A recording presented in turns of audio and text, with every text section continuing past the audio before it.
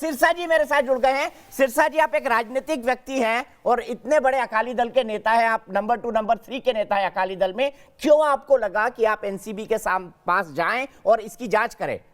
रिया जी, आपके सवाल का जवाब सिरसा जी दे रहे हैं क्योंकि उन्होंने जांच की मांग की है, मैं उनसे ही समझता हूं।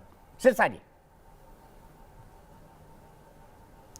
मैं रिया जी की बात सुन रहा था। रिया जी, जब कोई आदमी पब्लिक डोमेन में होता है, उनको उनकी जवाबदेही देश के और प्रति लोगों के होती है। पहले आपको ये समझना पड़ेगा कि करण जौहर हों या दीपिका पादुकोण हों, वो कोई बिजनेसमैन नहीं है, वो कोई निजी में नहीं, वो एक पब्लिक फिगर हैं और पब्लिक उनको फॉलो करती है as their icon, national icon है वो। और वो मैं आपको 2-3 बातें बताता हूँ जो शायद रिया जी को अभी तक पता नहीं है। विक्की कौशल ने खुद ये कन्फेस किया कि ये वीडियो मैंने 3-4 बार करण जौहर ने बनाई, बन नहीं रही थी। ये कोई मूवी नहीं थी, ये वीडियो थी। क्यों नहीं बन रही थी? क्योंकि बार बार कोई ना कोई ड्रग्स करता उसमें दिख रहा था। अब जब चौथी बार बनाई तो करण जौहर ने भी ये भी एक्सपेक्ट नहीं किया था कि वहाँ पे जो वीडियो बना रहा है वो कोकीन पड़ी दिख जाएगी, क्योंकि तो सब कुछ अपनी तरफ से ठीक ठाक करके बना रहा था। और दूसरी बात, कलाकार हैं, आपने अगर उनको देखा हो तो जैसे ही विक्की, आप बोलने दीजिए रिया जी, आप तो काफी देर से बोल रहे थे। मनजिंदर जी बहुत ही सीनियर लीडर है, बहुत ही सीनियर लीडर। सिरसा जी सुनेंगे तो ही पता चलेगा ना। सुनिए। दूसरी बात, जब आप कलाकार हैं और कलाकार के ऊपर कैमरा आता है तो उसको पता है वो अपना नाक इसलिए साफ कर रहे हैं क्योंकि उससे पहले स्निफ करके हटे हैं। तीसरी बात, अगर आप देखेंगे तो उसके बाद जो स्निफ करने वाले के साथ बैठा वो पीछे छुपा रहा है। मुझे नहीं लगता कि किसी भी आदमी को जब पार्टी चल रही है तो कुछ छुपाने की जरूरत पड़ेगी।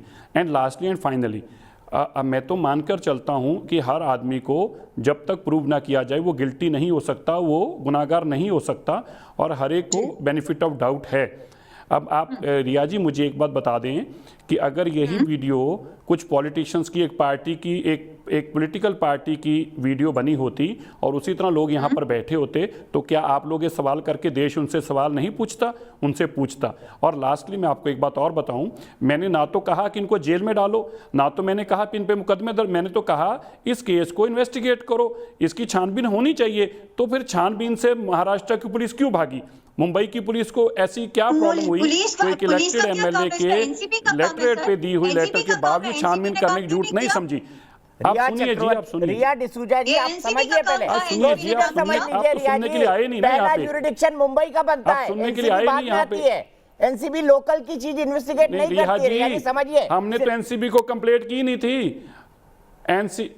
एनसीबी को तो हमने तब कंप्लेंट की जब ऑनगोइंग इन्वेस्टिगेशन के अंदर रिया चक्रवर्ती के केसेस के अंदर जो बात मैं 1 साल से चला के कह रहा था, रिमाइंडर भेज रहा था और मुंबई पुलिस नहीं सुन रही थी। ये तो मैंने अब जाके एनसीबी का दरवाजा खटखटाया कि देखिए जो बात मैं पहले कह रहा था 1 साल से, अगर आपने हमारी बात को माना होता मुंबई पुलिस ने तो ये सुशांत सिंह राजपूत का केस नहीं होता।